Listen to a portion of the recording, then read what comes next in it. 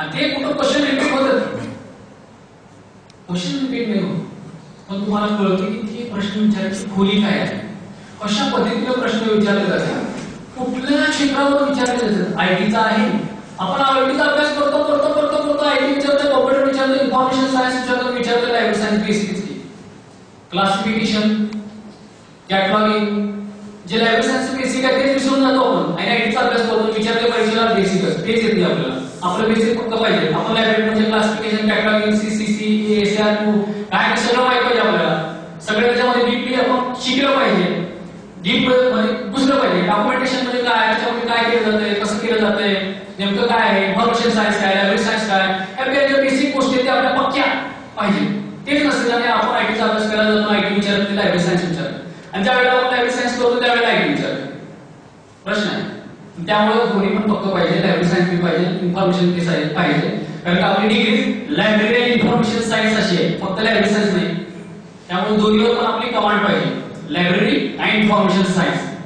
Library science basic आहे, त्याला develop करायला हळूहळू वेळ लागतो. ज्या वेळेला रंगनाथांसारखी माणसं जन्मतात, शोध घेतात, संशोधन करतात, त्यावेळेला लायब्ररी सायन्स डेव्हलप होते. आयटी रोज बदलते. आज एक नवीन सॉफ्टवेअर आलं, उद्या नवीन सॉफ्टवेअर आलं, लायब्ररी सायन्स सॉफ्टवेअर आलं, नवीन आलं, हे आलं, ते आलं. रोज आयटी मध्ये तुम्हाला अपडेट राहावं लागतं. त्यामुळे लायब्ररी आणि इन्फॉर्मेशन सायन्स या दोन्हीचा मेळ घालून आपण आपली परीक्षेच्या दृष्टिकोनातून तयारी केली पाहिजे.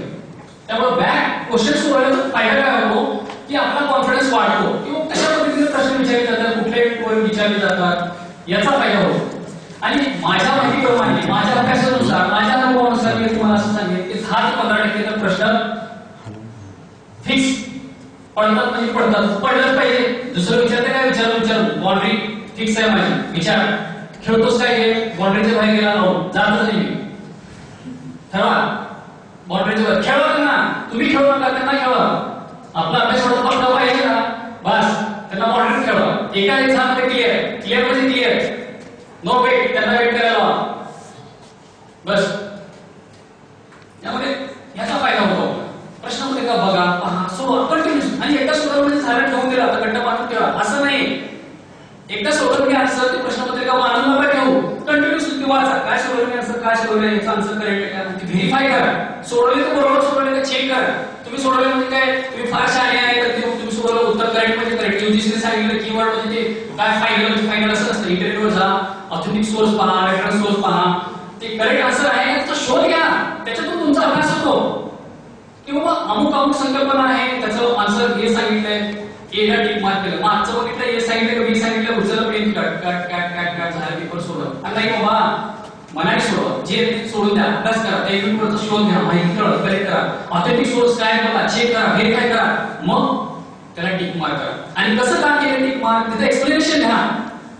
अमुक सोर्स पासून अमुक माहिती मिळवलेली आहे, हे सोर्स इंटरनेटवरून मिळवलेलं आहे, हे सोर्स विकिपीडियातून मिळवलेलं आहे, या पुस्तकातून सोर्स मिळालेला आहे, या पुस्तकामध्ये याचं करेक्ट आन्सर असं दिलेलं आहे. कधी कधी तुम्ही पुस्तक वापरता, या पुस्तकामध्ये 1980 दिलेलं असतं. आता असलीची इस्टॅब्लिशमेंट काही पुस्तकामध्ये 1924 दिलेली आहे, काही पुस्तकामध्ये 1926 दिलेली आहे. ऑथेंटिक काय तुम्ही व्हेरीफाय करा ना, असोसिएशन त्यांच्या वेबसाईटवर जावा, चेक करा, वाचा, त्यांची बॅकग्राऊंड वाचा, हिस्ट्री वाचा, कधी इस्टॅब्लिश झाली तुम्ही चेक करा. आणि तुम्हीच ठरवा 26 की 24. लेखकाचं काय विचार करायचं, ते लेखक म्हणजे काय फार छान आहे काय, तो पण आपला विद्यार्थी सोडून द्या, तुम्ही व्हेरीफाय करा, त्यामुळे तुमचा अभ्यास वाढवा. तुम्ही असे बरेच संकल्पना आहे, बरेच चुकीची माहिती दिलेली आहे. त्यामुळे अभ्यास करताना सुद्धा कुठली पुस्तक वापरायचं का वापरायचं हा सुद्धा एक वेगळा भाग आहे. त्यामुळे आपण फार अलर्ट राहिलं पाहिजे एक्झाममध्ये. कारण का एक मार्क सुद्धा तुम्हाला पास करू शकतो, एक मार्क सुद्धा तुम्हाला खाली आणू शकतो.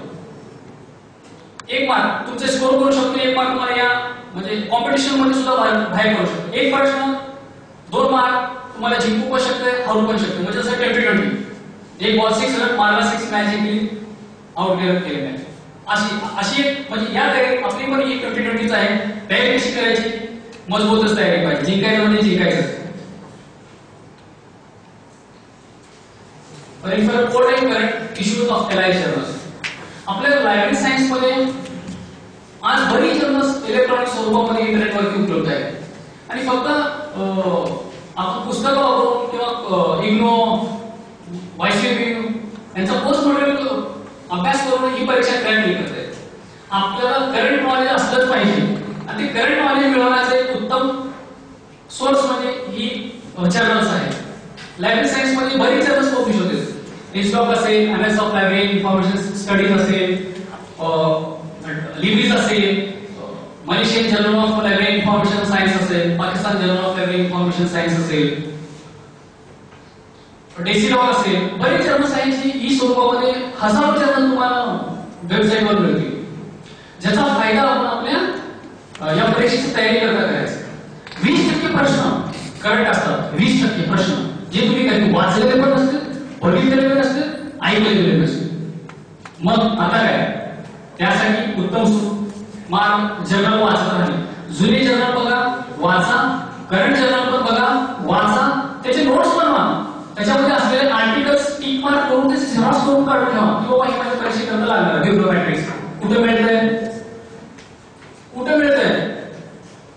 रिसर्च पेपर मध्ये तुम्हाला बिब्लिओमॅट्रिक्स म्हणजे काय ही संकल्पना चांगली, डॉक्युमेंटेशन म्हणजे काय, हे अशा संकल्पना आहेत ज्या तुम्हाला पुस्तकातून सहजपणे समजून घेता येईल. अशा संकल्पना समजून घेण्यासाठी तुम्हाला जर्नलचा उपयोग केला पाहिजे. त्या जर्नलमध्ये जे एक्सपर्ट लोक आहेत लायब्ररी सायन्स मध्ये, त्या लोकांनी त्यांचा रिसर्च पेपर, आर्टिकल्स लिहिलेले असतात. ते आर्टिकल लिहिण्यासाठी त्यांनी 10-20 जर्नल्स किंवा 10-20 बुक्सचा उपयोग केलेला असतो. एक 4 पानाचं आर्टिकल लिहायला 50 पुस्तकं वाचले.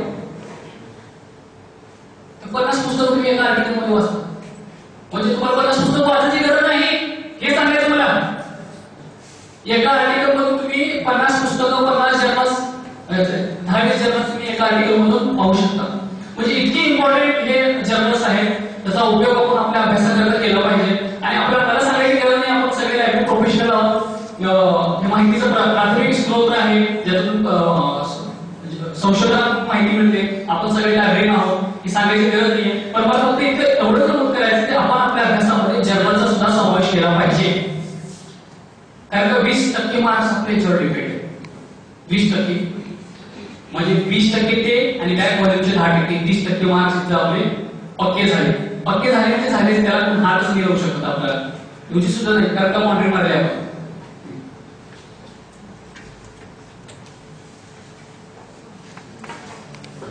Discuss important topics with your LI friends.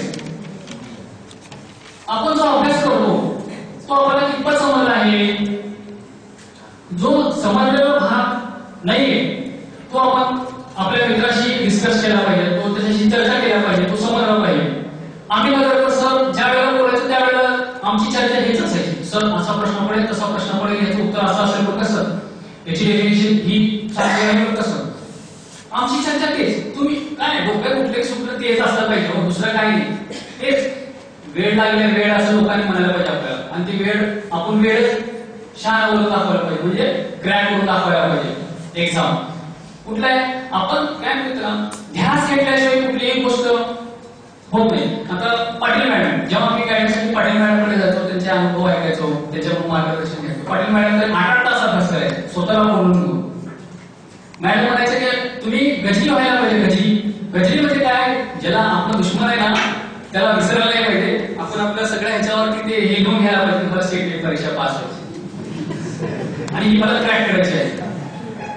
तसं आपण पण गजरी व्हायला पाहिजे आणि आपलं जे ध्येय आहे ते आपण साध्य केलं पाहिजे.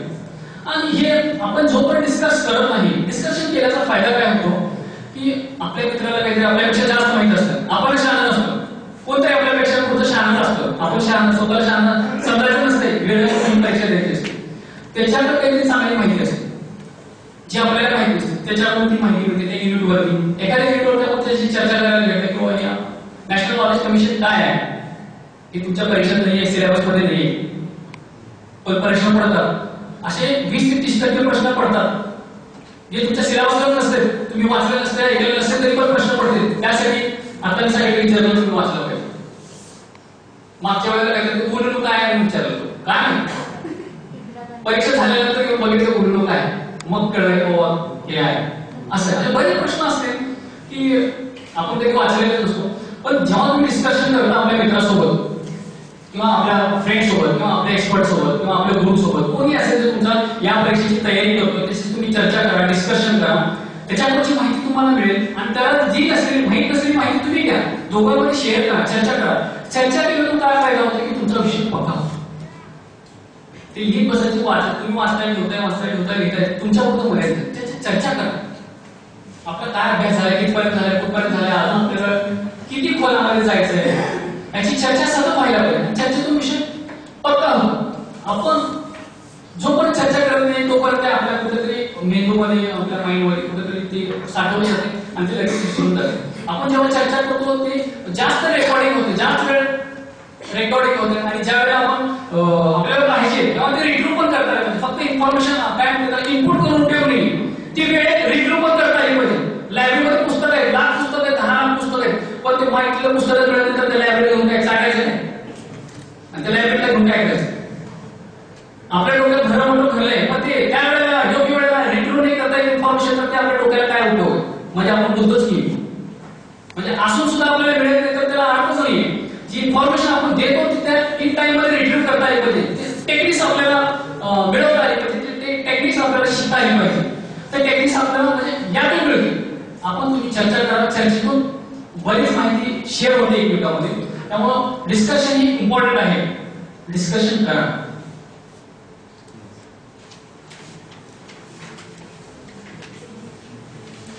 Make relevance of related points. तुम्ही सिलेबस बघा, 1 ते 10 युनिट तुम्ही वाचलं तर तुमच्या लक्षात येईल. किंवा सिलेबस फार महत्त्वाचा भाग आहे. सिलेबस सिलेबस सिलेबस मी 10 वेळा सांगतो, कारण का हे बेसिक आहे. तुम्ही ही परीक्षा पास करण्यामध्ये सिलेबस एक फार बेसिक महत्त्वाचा भाग आहे. तुम्ही सिलेबस वाचला तर तुमच्या असं लक्षात येईल की एखादा युनिट दुसऱ्या युनिटशी कसा संबंधित आहे, एक युनिट दुसऱ्या युनिटशी कसा रिलेटेड आहे. जोपर्यंत तुम्ही वाचणार नाही, जोपर्यंत तुम्ही अभ्यास करणार नाही, तोपर्यंत कळतच नाही. जेव्हा तुम्हाला शंका यायला किंवा प्रश्न निर्माण व्हायला तुमच्या मनामध्ये, हे काय, हे कसं, हे कुठं, तुमच्या मनामध्ये क्युरिओसिटी वाढली पाहिजे, तुमची क्युरिओसिटी वाढली पाहिजे की बाबा काय आहे, कसं आहे, कुठेही शंका निर्माण झाल्या पाहिजे. एखादी युनिट वाचलं त्याच्यावर शंका निर्माण झाली म्हणजे त्याचा अभ्यास झाला नाहीये हे लक्षात ठेवा. जोपर्यंत तुमच्या मनामध्ये त्या युनिटबद्दल, त्या उपघटकाबद्दल शंका येत नाही तोपर्यंत त्या युनिटचा तुमचा चांगला अभ्यास झालाय असं मी तर म्हणणारच नाही. प्रत्येक युनिट मधून तुम्हाला काहीतरी शंका निर्माण करता आल्या पाहिजेत, शंका निर्माण झाल्या पाहिजेत. आणि त्या जे आपलं सिलेबस आहे, जी आपली पांढरी आहे, सिलेबस मध्ये प्रत्येक घटकाचं, युनिटचं, उपघटकाचं रिलेव्हन्स लावता आलं पाहिजे तुम्हाला. म्हणजे उदाहरण तुम्ही जर पहिला युनिट बघितला असेल आपल्या सिलेबस मध्ये की पहिल्या युनिट मध्ये library information policy at national level असं काहीतरी एक शेवटचा उपघटक आहे, पहिल्या युनिट मध्ये आहे. आणि 10व्या युनिट मध्ये बघितलं तर ट्रिपल आयडी दिले 10व्या युनिट मध्ये. काय करायचं त्याला ट्रिपल आयडी तिथे नंतर इंटरनॅशनल इन्फॉर्मेशन पॉलिसी विचारलं. येडा वेळा आहे येडा नाही ते शाळेचे ते आपण वेळेत आपल्या येडा काढायला, पण आपण वेळ नाही व्हायचं काय. ट्रिपल आयडीचा संबंध तुम्ही कुठं लावताय पहिल्या युनिट मध्ये, ते 10व्या युनिट मध्ये ट्रिपल आयडी विचारताय. ट्रिपल आयडी नॅशनल इन्फॉर्मेशन पॉलिसीचा संबंध कुठे आहे, इकडे. मग असा एकमेकाशी संबंध तुम्हाला लावता पाहिजे, एकमेकाशी युनिट एकमेकाशी कसे रिलेटेड आहे, काय आहे, याच्यामुळे काय होतं तुमचा चांगला अभ्यास होतो, पक्का अभ्यास होतो, तर तुमचा कॉन्फिडन्स तर वाढतो. आता समजा इफला असेल, डिस्टॉक, युस्टॉक यांचे एकमेकाशी संबंध लावा, रिलेशन लावा, कोरिलेशन लावा. किंवा इफला आणि डिस्टॉक बरोबर काय काय काम केलंय, निष्क्रिय कोणासोबत काम केलंय, त्यांचे प्रोग्राम काय आहे, प्रकल्प काय आहे, त्यांची प्रोजेक्ट काय का होती, याच्यावर हे जे असोसिएशन आहे ना, असोसिएशन यांच्यावर 4 ते 5 प्रश्न डेफिनेटली असतो बघा, डेफिनेटली. आणि पाठ करायचं. म्हणजे समजा तुम्ही इफला घेतलं, इफलाची एस्टॅब्लिशमेंट कधी झाली, इफला कुठल्या देशात आहे, फक्त देशाचं नाव राहून माहिती उपयोग नाही, कुठल्या गावात हे पण माहित पाहिजे. आणि ते गाव कुठल्या देशात हे पण माहित पाहिजे. कधी कधी जमलिंग होते, न्यूयॉर्क कुठे आहे, अमेरिकेत आहे का, अमेरिका न्यूयॉर्कमध्ये हेच कळत नाही, ते विसरून जाते. वॉशिंग्टन कुठे आहे कळत नाही, वॉशिंग्टन इंग्लंडमध्ये आहे का, इंग्लंड वॉशिंग्टनमध्ये हेच कळत नाही. आपल्याला क्लिअर असलं पाहिजे की वॉशिंग्टन अमेरिकेत आहे, अमेरिका वॉशिंग्टनमध्ये आहे, काय आहे, इंग्लंडमध्ये आहे, कुठं काय, हे क्लिअर असलं पाहिजे. आणि त्यामुळे काय होते, हे एकाची युनिटचा आपण रिलेव्हन्स लावता आला पाहिजे. आला त्याचे मार्क्स आपल्या हातातून कुठं चालते. जे असोसिएशन आहे तिचे चार्टच बनवा. असोसिएशन सिरियल नंबर, असोसिएशन स्टॅब्लिशमेंट कधी झाले, त्याचे प्रेसिडेंट कोण आहे, त्यांनी राबवलेले प्रकल्प काय आहेत, कुठले युनिव्हर्सल अवेलेबिलिटी ऑफ पब्लिकेशन असेल, अमुक असेल, तमुक असेल, ते लिहा. त्याची प्रोग्राम लिहा, ते कधी सुरू झाले, कुठल्या वर्षी सुरू झाले ते लिहा. त्याचे डायरेक्टर कोण होते, अमुक कोण होते, तमुक कोण होते, चार्ट बनवा. प्रत्येक मी तर कमी माझ्याकडे 20-25 चार्ट आहे. तुम्हाला जे मटेरियल देणार आहोत ना, त्या मटेरियलमध्ये सगळ्यांना ते मटेरियल ई बुक्स म्हणा, आर्टिकल्स अमुक तमुक आम्ही सगळं देणार आहोत तुम्हाला. त्याच्यामध्ये आमचे नोट्स पण आहेत. तर मी तर म्हणलं ना पहिलं, आमचे चार्ट्स वापरण्यापेक्षा तुम्ही तुमच्याकडे चार्ट्स तयार करा. तुमचे चार्ट्स असू दे. याच्यामुळे काय तुमच्या म्हणजे 2-3 पानांनी 10-15 पानं वाचलं तुम्ही की तुमचा सगळ्या सिलेबसचा अभ्यास होतो. सगळ्या सिलेबस. आणि शेवटला काय 8-10 दिवस 8-15 दिवस वाचायचं काहीच नाही. फक्त ते आपण 10-15 पानाची सिनॉप्सिस तयार केलेले असते ना नोट्सचे. नोट्स बनवायचे पण एवढे मोठे गट्टे बनवायचे नाही. लक्षात घ्या, नोट्स बनवा म्हणून सांगितलं म्हणून मी जातो रद्दी घेऊन कॉम्प्युटर पेपरची रद्दी घेऊन जातात 2-4 किलो आणि लिहित बसाल. 10 ते 2-3 परीक्षा असायचं. नोट्स बनवायच्या म्हणजे विचार करून अभ्यास करून 3 पॉईंट नोट्स बनवायचे. 20-25 पानामध्ये व्हायला पाहिजे सगळं सिलेबस. फक्त त्याच्यातच बसलं पाहिजे. 8 दिवस तेच वाचायचं, काहीच वाचायचं नाही. तेच पडतं, दुसरं काही नाही पडत. तर हे रिलेटेड पॉईंट्स आपल्याला लावता आलं पाहिजे. हे महत्वाचं आहे.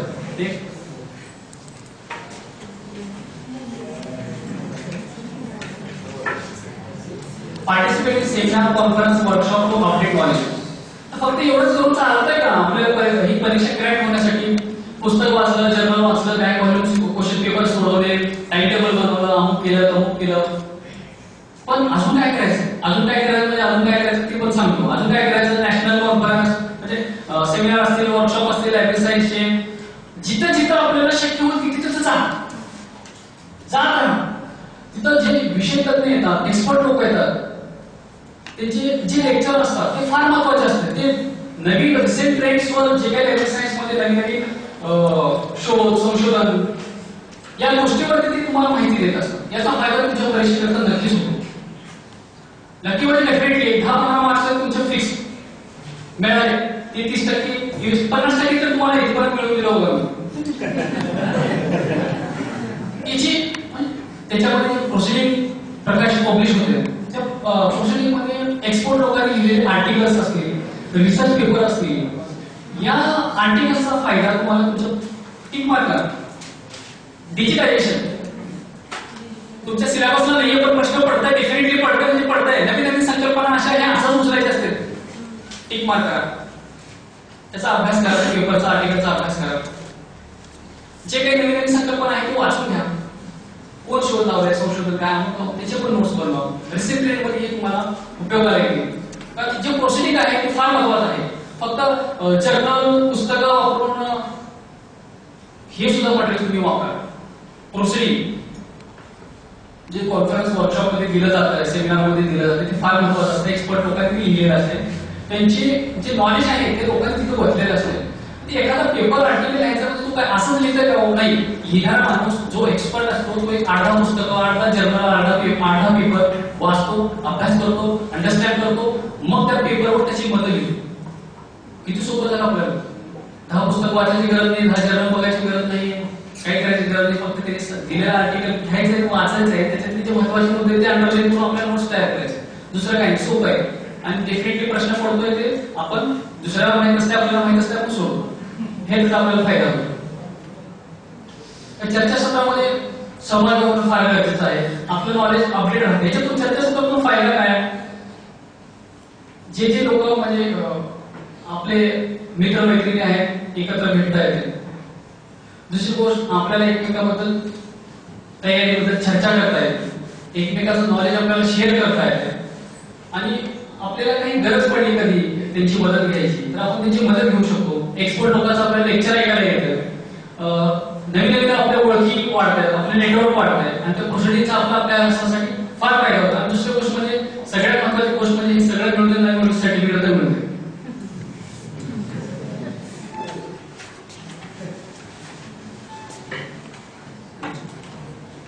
Only hard work would give you success. आता आपण एवढं तर केलं, इथपर्यंत आलो आपण, पण हार्डवर्क पाहिजे. हार्डवर्क शिवाय आपण परीक्षा पास होऊ शकत नाही. ही परीक्षा क्रॅक करण्यासाठी हार्डवर्क एकच हा याला पर्यायी मार्ग आहे. या परीक्षेमध्ये कुठलीही कॉपी करून किंवा कुणालाही 4 पैसे देऊन किंवा पेपर फोडून फाडून लुबाडून पास नाही होत ही परीक्षा. ही परीक्षा पास करायची म्हणजे मनापासून हार्डवर्क केलं पाहिजे, तयारी केली पाहिजे, तेव्हा ही परीक्षा पास होता येते. अदरवाईज नाही. याला शॉर्टकट कुठलाच जे लोक असं विचार करत असेल ना कुठेही पेपर तपासतात लोक जातो हे शोध घ्यायचं सोडून द्या. हे शोध घेण्यामध्ये एवढे दिवस जाते ना नेट सेट परीक्षा पास होतात त्याचा शोध लागणारच नाही तुम्हाला. कुठे पेपर तपासते कुठं काढते कोण काढते आम्हाला बी कळत नाही. आम्ही अगोदर असंच करत होतो. अनुभव सांगावे.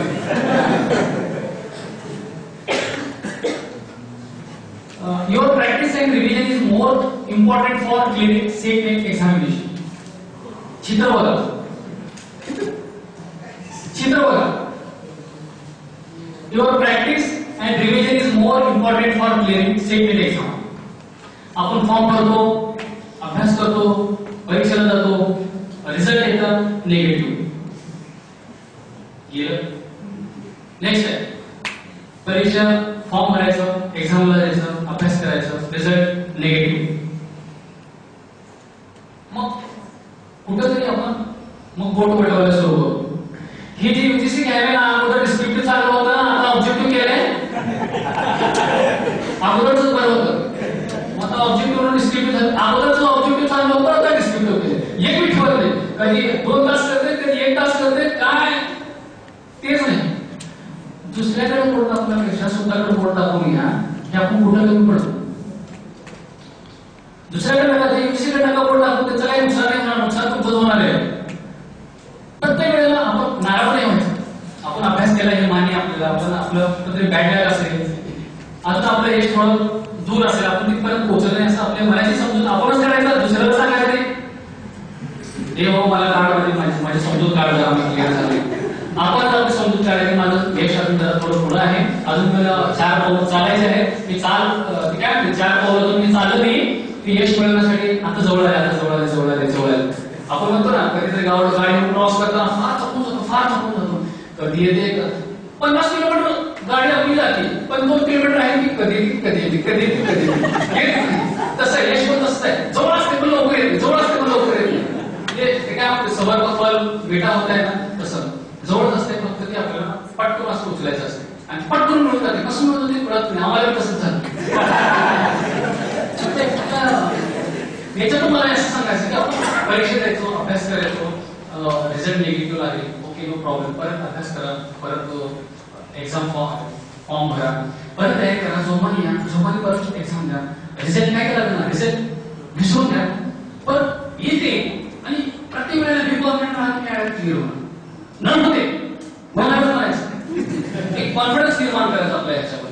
जोपर्यंत आपल्यामध्ये कॉन्फिडन्स निर्माण होते ना तोपर्यंत म्हणजे आपण मग उगाच कसं भरले का फॉर्म भरले नुसतं फॉर्म भरले अरे अभ्यास परीक्षा तयारी काय आहे का नाही.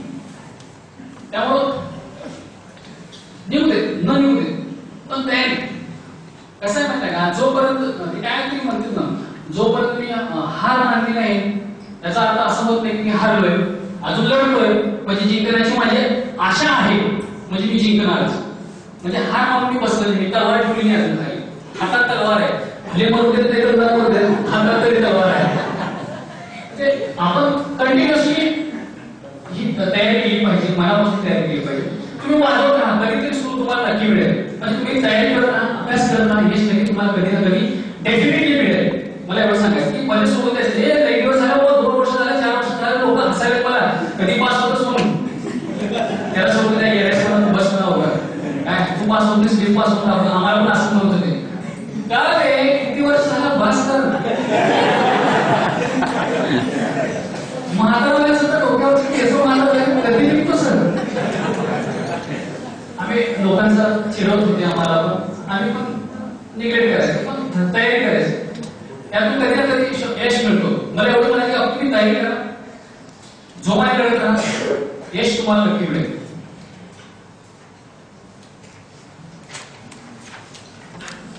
No one specific book is sufficient for preparing the SET NET exam. मी आता जसं सांगितल्याप्रमाणे की आता आम्ही पास झालो आम्हाला एक्झाम फोन देतो आम्हाला बरं वाटते सर कॉंग्रॅच्युलेशन पास झालं जरा समाधान वाटतं चांगलं वाटतं बरं वाटतं. म्हणजे आम्ही पण कष्ट केलं तर जरा काहीतरी लय मोठं जरी कसं वाटतंय पण नंतर काहीच वाटत नाही. ते मिळेपर्यंत लय हे असतं काय म्हणतात त्याला उत्सुकता असते माणसाला कधी एकदा पास होते कधी एकदा पास होते झालं ना काय वाटत नाही, काय नाही किरकोळ आहे, सोड, काय नसतंय ते तसं. सारखं जर कुठलं पुस्तक वापरावं, हे वापरावं, ते वापरावं, ते वापरावं, हे वापरावं, काय वापरावं, हे वापरावं, ते वापरावं. याचा आपण सांगितल्यासारखं कुठलंही पुस्तक वापरून तुम्ही परीक्षा पास होऊ शकत नाही. तुमचं चोफेर वाचन पाहिजे, अभ्यास चांगला चोफेर पाहिजे. जर्नल वाचा, प्रोसिडिंग वाचा, आर्टिकल्स वाचा, इंटरनेटवरून माहिती घ्या. ज्या ज्या सोर्स मधून तुम्हाला माहिती घेता येईल त्या त्या सोर्स मधून तुम्ही माहिती मिळवा. छोटे काही आपल्याला माहिती, आपण लायब्ररी नाही, आपण दुसऱ्याला शिकवतो. आपल्याला पण शिकवायची गरज नाही, माहिती कुठे मिळते, कशी मिळवायची, एवढे मोठे सोर्स माहिती आहेत आपल्याला.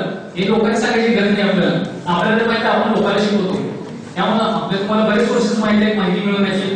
त्याच्यातून तुम्ही ते सोर्सेस मिळवा आणि कुठल्याही एका पुस्तकावर डिपेंड राहू नका. एका पुस्तकाचा अभ्यास करून तुम्ही परीक्षा पास नाही होऊ शकत. जितके तुम्ही मॅक्सिमम ऑथेंटिक पुस्तकं, ऑथेंटिक पुस्तकं यूज करा, ऑथेंटिक पुस्तकाचा उपयोग करा. आणि जितके तुम्ही मॅक्सिमम पुस्तक वाचाल तितकं तुमचं नॉलेज वाढत जाणार. एक दोन पुस्तकं वाचून नाही चालत.